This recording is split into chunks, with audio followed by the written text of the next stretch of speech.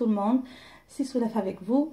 Alors vous devez vous poser la question sur le titre que j'ai mis à cette vidéo. Ce que je n'aurais jamais fait il y a 10 ans de cela. Eh ben, j'avais un principe que, comme je l'ai apprise de ma mère et comme j'ai grandi sur ce principe, de faire tout à la main. Matelot à la main, pain maison à la main, le mouscouchou à la main. On avait appris ça et on voulait garder ça éternellement. J'avoue que au début de mon mariage, je trouvais ça une passion parce que j'étais toute seule à la maison, toute la journée, toute seule à ne rien faire. Donc ça me faisait plaisir de prendre mon temps à faire un matelot, ça me faisait plaisir de prendre mon temps à faire un couscous, à couper au couteau, à utiliser juste le fouet manuel pour faire un mouscouchou. Tout ça, c'était du plaisir pour nous. Mais avec le temps, avec les enfants, avec les activités à courir ici et là, on n'arrive plus à joindre les bouts. Et c'est pour ça que je me suis mise tout d'abord à utiliser la cocotte minute. Une chose que je n'utilisais jamais avant dans ma cuisine, sauf pour la cuisson des haricots blancs ou encore des pois chiches.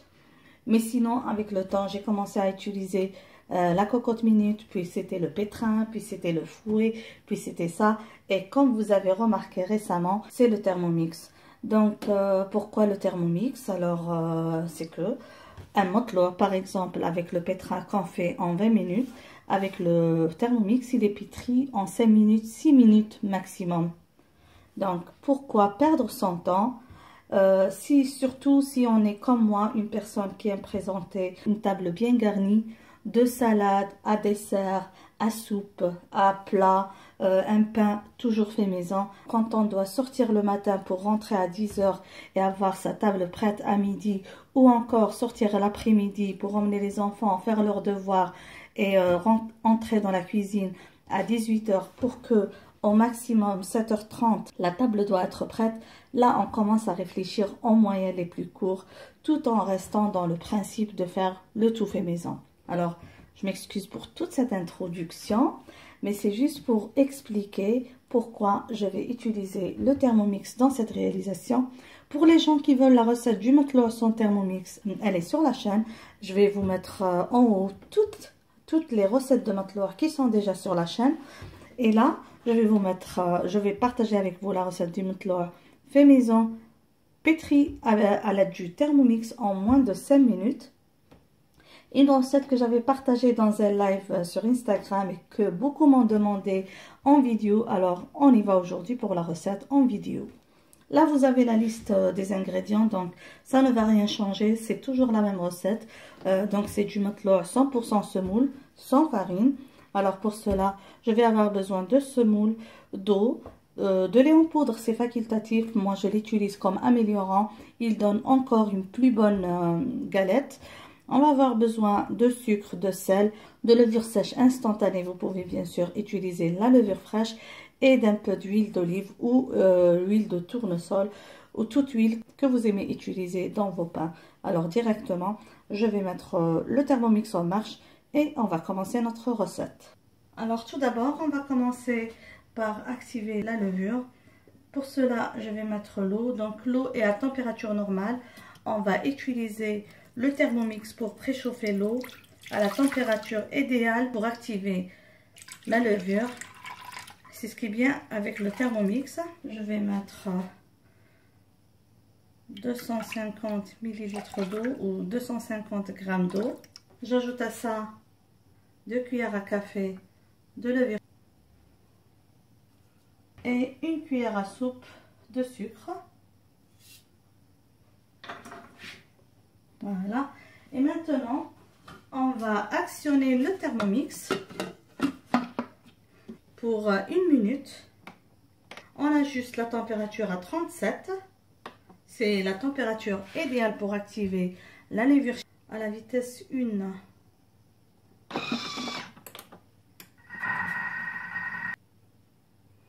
Alors voilà, comme vous voyez, je touche comme ça le bol du pétrin et je trouve qu'il est un peu tiède. Donc la levure est à la bonne température pour être activée.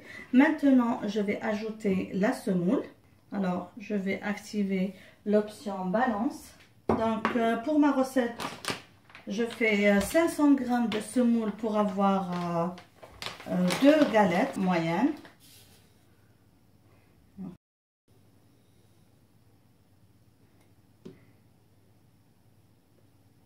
Voilà, 500 g de semoule à laquelle je vais ajouter une cuillère à soupe de lait en poudre, une cuillère à café de sel. Vous pouvez bien sûr ajouter des graines comme les graines de nigel ou les graines de sésame. Là, je vais ajouter l'équivalent d'une cuillère à soupe. Je vais mettre ça par là. D'une cuillère à soupe d'huile. Voilà. Et on va faire un pétrissage. Je vais activer le Thermomix pour un pétrissage de 2 minutes. Et après, on va voir la texture de notre semoule, si on a besoin de plus d'eau ou non. L'eau, ça va dépendre de votre semoule. Il y a une semoule qui absorbe, il y a une semoule qui absorbe moins, il y a des semoules qui absorbent beaucoup. Donc, j'ai mis 250 ml d'eau pour 500 g de semoule. Et on met en marche. Là, je vous montre la pâte. Vous voyez, j'ai besoin d'ajouter encore de l'eau. Donc, j'avais mis 250 g d'eau. Je vais encore ajouter à peu près 30 g. Donc, on y va doucement avec l'eau. 30 g d'eau. Et je vais aussi faire un pétrissage. Alors, 30 g. Voilà. Donc là, au total, j'ai 280 g d'eau. Et on va encore une fois activer le pétrissage pendant 1 minute. Et on va voir si on a besoin d'ajouter encore plus.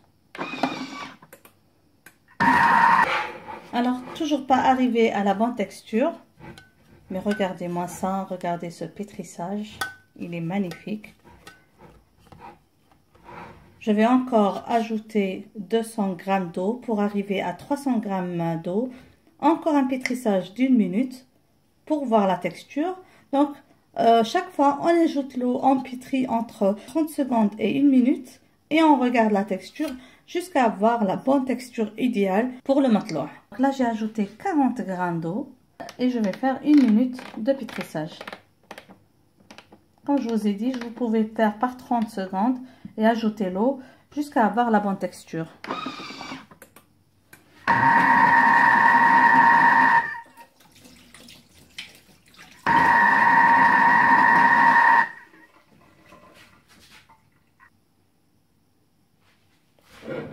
Alors, vous pouvez voir maintenant la texture. Elle est plus collante, donc elle est encore meilleure. Vous pouvez vous arrêter à ce stade. Alors, regardez, c'est collant. Vous pouvez vous arrêter à ce stade. Mais si vous avez l'habitude de faire matelots et vous voulez un matelots encore plus collant, vous pouvez encore ajouter entre 20 et 30 g. Bien sûr, le matelots, ça va être selon vous. Si vous savez manier les galettes et les mettre sur le tagine sans problème. Donc, si vous êtes habitué à ça, vous pouvez avoir une pâte encore plus mouillée. Si vous n'êtes pas habitué, même comme ça, vous allez avoir un très très beau résultat. Regardez-moi cette texture. Regardez, c'est très beau, c'est collant, c'est magnifique. Moi, je vais ajouter quand même 20 g d'eau. Regardez, elle est bien collante. Et on va voir pour la fin de notre réalisation, pour le façonnage des galettes. Ici, je vais beurrer un espace de travail, juste pour que la pâte ne colle pas. Donc, on va retirer la pâte du bol du Thermomix. Je vais juste faire pivoter les coteaux pour que la pâte se détache facilement. Voilà. Vous voyez, une très très jolie pâte. S'il y a de la pâte qui colle comme ça au couteau, juste actionner la fonction turbo pour 1 seconde ou 2.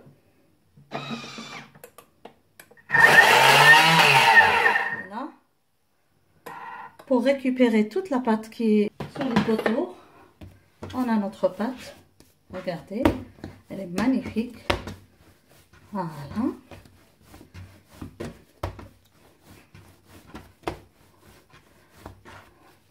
Elle est à température Elle est tiède, la pâte est tiède parce que elle était pétrie. Quand on active la fonction pétrissage, elle est pétrie à la même température d'activation de la levure. Là, je vais façonner mes 2 galettes.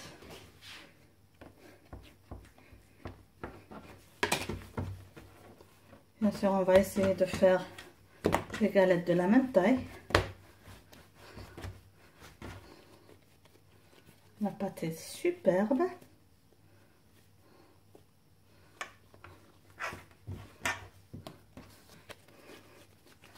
J'espère que vous allez essayer cette recette et que vous allez la réussir. Voilà, mes 2 galettes. Comme vous voyez, j'ai préparé donc 2 torchons pour placer les boulettes de galettes. Là, je vais mettre un peu de semoule pour que la pâte ne colle pas. Et pour laisser la pâte lever pour au moins 30 minutes. Bien sûr, tout ça va toujours dépendre de la température de la pièce. Voilà. On va laisser bien lever. Je vais couvrir d'un linge propre. Voilà. Alors maintenant, on va façonner les galettes. Comme vous voyez, ça a doublé de volume. Alors, je vais commencer par celle-là. Moi, je fais des galettes aussi fines que possible parce que j'aime que la pâte ou la galette, le matelot, ne soit pas trop pâteux. Aussi finement que possible. Alors, comme vous voyez, elle est bien fine. C'est à peine que ça fait 1 cm, c'est plus petit que mon doigt. Voilà comment je la fais, elle est bien fine. Voilà, une belle rondelle. Je vais couvrir, façonner la seconde et on va encore une fois laisser lever. Quand on s'assure que la pâte est bien levée, on met directement le tagine à chauffer. Pour la cuisson du matelot, je vais utiliser le tagine électrique que j'ai acheté en Algérie. Alors, lors de ma présentation, plusieurs personnes se sont plaignées que ce tagine fait coller le matelot. J'ai pas eu ce problème jusque-là, mais aujourd'hui, je vous montre ma petite astuce. Si vous ne voulez pas avoir le même problème, eh ben, vous n'avez qu'à utiliser du papier de cuisson. Alors, je vais vous montrer. Déjà, ça va aider les femmes qui ne savent pas transporter la galette du torchon jusqu'au tagine. Ça va bien les aider. Et secondo, ça ne va pas coller. On va tout de suite voir ça ensemble. Voilà, j'ai juste transféré le matelot dessus. Je viens de faire ça. De cette manière, donc, je peux l'enlever à mes cuissons. Donc, tout à l'heure, quand je vais tourner le matelot et laisser cuire un petit peu, m'assurer que ça ne colle plus, je peux retirer facilement le papier de cuisson et comme ça, je suis sûre que ça ne va pas brûler. Ça, c'est l'astuce pour les gens qui se sont plaignés que ce tagine fait coller la pâte. Alors, j'espère que vous allez réussir avec cette astuce. Alors, comme vous voyez, je contrôle la cuisson, c'est pas encore cuit. Vous pouvez même, pour les femmes qui sont novices avec le matelot, vous pouvez juste faire bouger comme ça avec le papier de cuisson. Vous voyez, le matelot a super bien gonflé. Je l'ai bien laissé reposer parce qu'aujourd'hui, il fait très très frais chez nous. Donc, j'ai laissé bien reposer. Si ça gonfle, s'il y a un endroit qui gonfle par-ci par-là, vous pouvez utiliser un cure-dent comme ça. Et là, je peux par exemple tourner la galette, toujours en gardant le papier parce que je ne veux pas que la seconde face colle. Et comme vous voyez, on a toujours les traces du tagine. Donc, j'espère que vous allez aimer cette astuce du papier cuisson. Alors, je vais juste faire comme ça. Je m'assure que c'est un peu cuit et on le retire juste comme ça. Voilà. Et on peut le réutiliser pour la seconde galette. Moi, je vais faire cuire ma galette. Vous voyez, ça ne colle pas. Je fais ça pour que ça ne colle pas. Et on tourne tout doucement. Je fais cuire sur les deux côtés. Et on va se trouver à la fin de la cuisson. Alors, vous voyez, j'ai une belle cuisson sur un des côtés. Tout à l'heure aussi, je vais cuire le pourtour. Vous savez qu'avec le gaz, on fait insérer la galette entre le tagine et le feu et on donne une belle coloration à notre galette, le matloa. Malheureusement, ici, on n'a pas cette option. Donc, moi, je vais dresser tout à l'heure le matloa sur ce tagine pour juste donner une petite couleur aux bordures. Voilà, regardez-moi, une très belle cuisson. Alors, je vais vous montrer la cuisson. Regardez, magnifiquement cuit. Ce tagine me sauve bien parce que ici en Angleterre, on n'a pas le gaz. Donc, fort heureusement que j'ai ce tagine et je fais avec le matloa et surtout le rsis. Il est magnifiquement réussi avec ce tagine. Ceux qui ne peuvent pas s'offrir ce tagine, il y a la crêpière Compose. Aussi, elle est magnifique pour la cuisson du matloa.